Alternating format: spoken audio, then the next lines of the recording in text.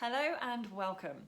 Today at Axcis, we are talking about how to ace your online video interview. There's never been a better time to get to grips with how to look good online. Many schools are asking for remote interviews ahead of inviting teachers and support staff into school for lessons, trial days, that sort of thing. So you really need to ace this part of the interview in order to get your foot in the door. But what do you need to consider? Well, here are some things you need to think about. Firstly, background. Choose a suitable location. You probably don't want your interviewer to see things like your dirty washing up and leftover food from the night before, your underwear or onesies drying on a rack behind you. They don't need to see what you've been watching on the TV. Definitely avoid setting up your camera in front of a television, especially if it's on, and especially if it's on the shopping channel. And be careful setting up your shot in front of a window. Not only is it going to make you look dark, it's also going to be a bit distracting if the postman walks past behind. Instead, when you think about your background, think about having a nice piece of artwork, or a plain wall, or a bookshelf, something nice.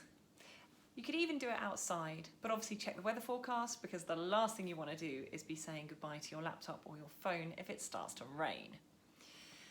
Now, you also need to think about your camera angle. I would suggest using a table and a chair, and that way you're going to keep yourself and the camera steady. You want to have your head and shoulders in shot, maybe your torso, think news broadcaster. And that way the interviewer can get a clear view of you without kind of squinting because you're all the way back here, or kind of feeling overwhelmed because you're all the way up in their face. Try to avoid also putting the camera too low or too high. It can be a little bit overwhelming.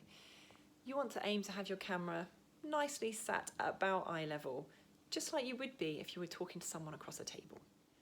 Another thing you're going to want to do is you're going to need to check your internet connection.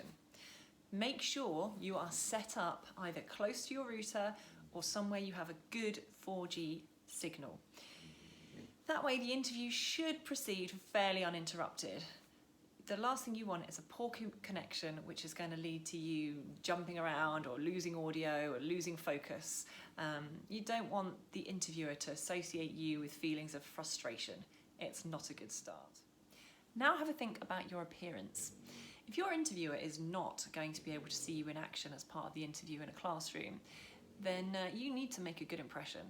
So comb your hair, do your makeup, put something smart on, at least from the waist up. I mean, they'll never know that you've got joggers and Crocs on, or in my case, leggings and Uggs, because they're out of shot. So don't worry about the things they're not going to see. Worry about the things they're going to see.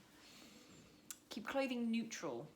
Don't kind of go nuts wearing checks and stripes and things that are going to distract. Keep the focus on you and what you're talking about, not on what you're wearing and your background. And I can't stress this enough.